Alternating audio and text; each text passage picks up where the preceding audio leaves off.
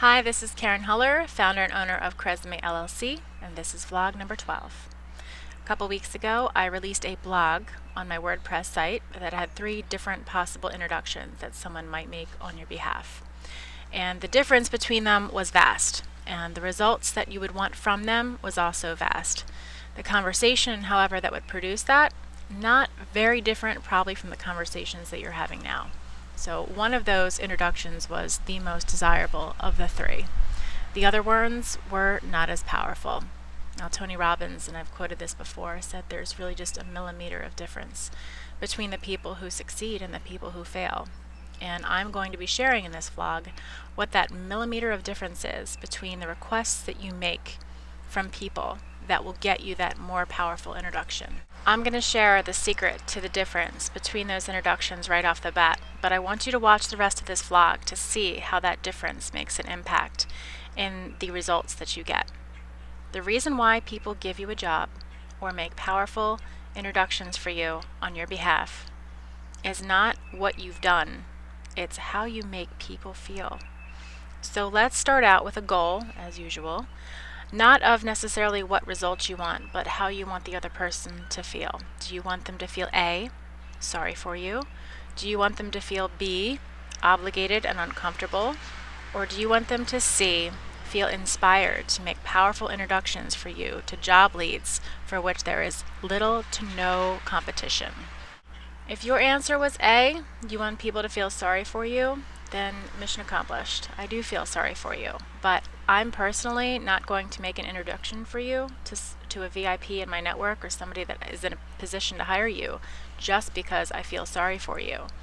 And other people won't either. And hiring managers aren't going to hire you simply because they feel sorry for you.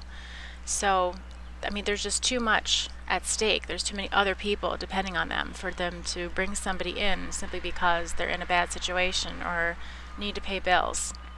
So don't anticipate that sharing with people how hard your situation is going to get them to make introductions on your behalf. And even if they do make introductions on your behalf, they won't be the powerful ones. Now, you might not have answered B, that you want people to feel obligated and uncomfortable, but you might be doing it unintentionally anyway. If you are somebody who has followed advice like mine about nurturing your network and doing for others and proving that you have value by being of value to other people, then you might think that when it's your turn, when you're in job transition, that it's time to call in favors from those people that you've helped.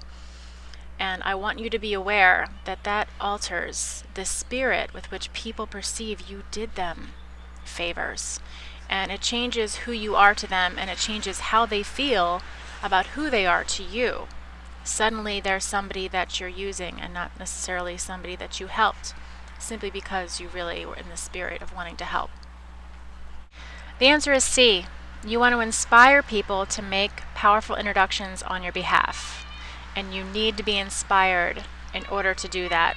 So if you don't feel inspired to take that job, to make the contributions that you would make in that position, to solve the problems associated with that position, and make that clear and articulate that. And really, mostly, that's going to be articulated through your nonverbal communication and how you talk about your job, as opposed to what you say about your job, and how other people can feel what you're saying about your job and what you'd love to be doing in a job that's going to inspire them to make powerful introductions on your behalf. And they're also going to understand that this is a value that you provide to people, and they're going to get that making the introduction for you isn't just a favor for you, it's a favor to whomever winds up hiring you and recognizing the value that you have to offer.